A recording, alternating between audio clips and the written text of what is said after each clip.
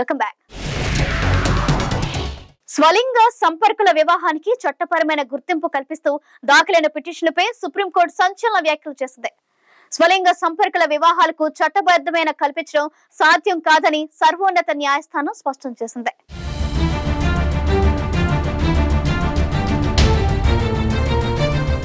స్వలింగ సంపర్కుల వివాహంపై చట్టం చేసే హక్కులు పార్లమెంటుకే ఉంటుందని పేర్కొంది. సుప్రీంకోర్టు ప్రత్యేక వివాహ చట్టం యొక్క పాలనలో మార్పులు చేయాలా వద్దా అనేది పార్లమెంటు నిర్ణయిస్తుందని, దీన్ని చట్టపరిధిలోకి కోర్టు వెళ్లాలనుకోవట్లేదని స్పష్టం చేశారు chief justice Chandrachud.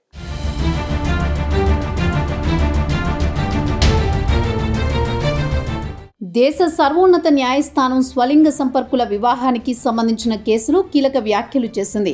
Supreme chief justice DY Chandrachud నేతృత్వంలోని 5 సభ్యుల ధర్మాసనం ఈ పిటిషన్లపై 4 వేర్వేరు తీర్పులు ఇచ్చింది.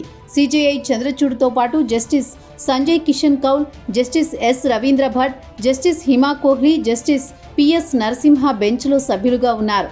జస్టిస్ హిమా కోహ్లీ మినహా మిగిలిన 4 న్యాయమూర్తులు తీర్పును చదివారు. సుప్రీంకోర్టు మొత్తం 4 తీర్పులు ఇచ్చింది. ఈ సందర్భంగా సుప్రీంకోర్టు కీలక వ్యాఖ్యలు చేసింది. స్వలింగ సంపర్కుల వివాహాలకు చట్టబద్ధత కల్పించడం సాధ్యం కాదని స్పష్టం చేసింది. స్వలింగ సంపర్కుల వివాహంపై చట్టం చేసే హక్కు పార్లమెంటుకే ఉంటుందని పేర్కొంది సర్వోన్నత న్యాయస్థానం.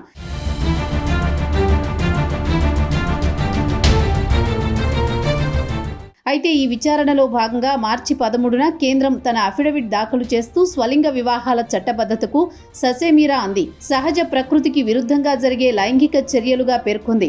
స్వలింగ వివాహాలు సమాజంలో కొత్త సమస్యను సృష్టిస్తాయని ఆందోళన వ్యక్తం చేస్తూ ఈ వివాహాలకు గుర్తింపుల కల్పించకపోవడం వివక్ష కాదని ప్రభుత్వం వాదించింది. ప్రధాన న్యాయమూర్తి డివై చంద్రచూడ్ నేతృత్వంలోని 5 న్యాయమూర్తుల ధర్మాసనం మే నెలలో 10 రోజుల పాటు ఈ వ్యాజ్యాన్ని విచారించింది. దీని తర్వాత ఇది మే 11న తన నిర్ణయాన్ని రిజర్వ్ చేసింది. తాజాగా స్వలింగ సంపర్కుల వివాహంపై చట్టం చేసే హక్కు పార్లమెంటుకే ఉంటుందని సుప్రీంకోర్టు అభిప్రాయపడింది. స్వలింగ సంపర్కుల వివాహానికి చట్టపరమైన గుర్తింపు కల్పిస్తూ దాఖలైన పిటిషన్లపై సుప్రీంకోర్టు తన నిర్ణయాన్ని చదివి వినిపించింది. స్వలింగ సంపర్కుల వివాహాలకు చట్టబద్ధత కల్పించడం సాధ్యం కాదని సుప్రీం స్పష్టం చేసింది. స్వలింగ సంపర్కుల వివాహంపై చట్టం చేసే హక్కు పార్లమెంటుకే ఉంటుందని పేర్కొంది.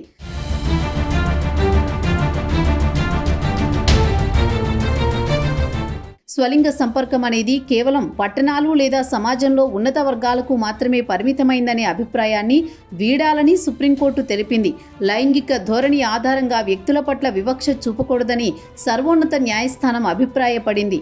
కోర్టులు చట్టాలను రూపొందించవచ్చని, కానీ వాటిని అర్థం చేసుకుని అమలు చేస్తాయని సిజేఐ డివై చంద్రచూడ్ అన్నారు. చట్టసభలు స్వలింగ సంపర్కుల కోసం ప్రత్యేక వివాహ చట్టాన్ని తీసుకురాకపోతే మనం మళ్లీ స్వాతంత్ర్యానికి పూర్వపు స్థితికి వెళ్లినట్టేనని అన్నారు. అయితే ప్రత్యేక వివాహ చట్టం అవసరమా లేదా అనేది పార్లమెంటు నిర్ణయిస్తుందని, దీన్ని చట్ట పరిధిలోకి కోర్టు వెళ్లాలనుకోవట్లేదని సిజేఐ పేర్కొంది. ఇలాంటి బంధాలపై వివక్ష చూపకుండా కేంద్ర రాష్ట్ర ప్రభుత్వాలు చర్యలు తీసుకోవాలని సూచించారు. వివాహేతర జంటలతో పాటు స్వలింగ జంటలు కూడా బిడ్డలను దత్తత తీసుకోవచ్చని అన్నారు సిజేఐ జస్టిస్ చంద్రచూడ్. దత్తతా హక్కులను ఎల్జీబీటీ జంటలకు కల్పించకపోవడం ఆర్టికల్ 15ను ఉల్లంఘించినట్లు అవుతుందని సిజేఐ తెలిపారు.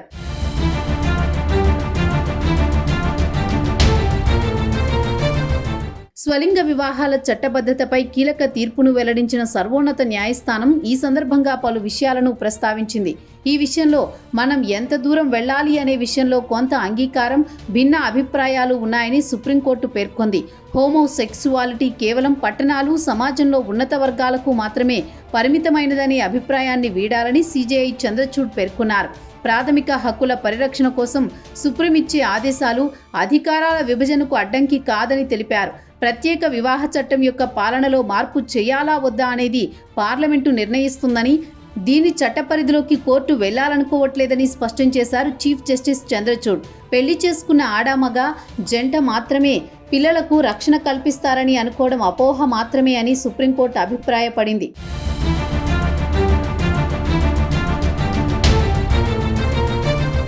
వివాహ వ్యవస్థకు సంబంధించిన నిర్ణయాలు పార్లమెంటు మాత్రమే చేయగలదని సుప్రీంకోర్టు పేర్కొంది.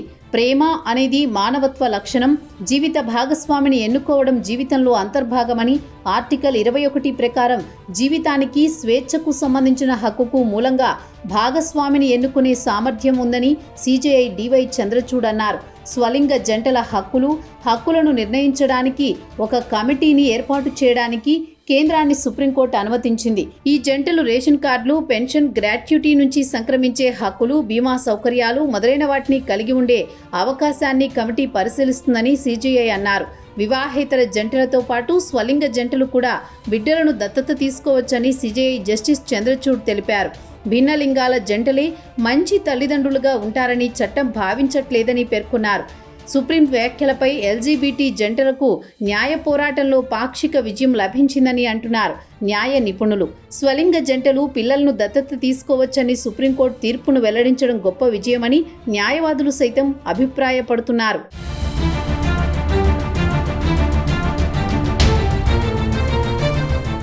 వివాహ వ్యవస్థకు సంబంధించిన నిర్ణయాలు పార్లమెంటు మాత్రమే చేయగలదని సుప్రీంకోర్టు పేర్కొంది.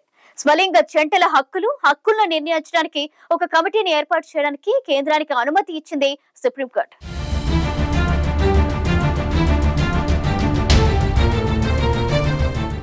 ఇదే వాటి ఐ ఫోకస్ సమకాలీన వార్తలపై సమగ్ర విశ్లేషణతో మరో బులెటిన్లో మళ్ళీ కలుద్దాం.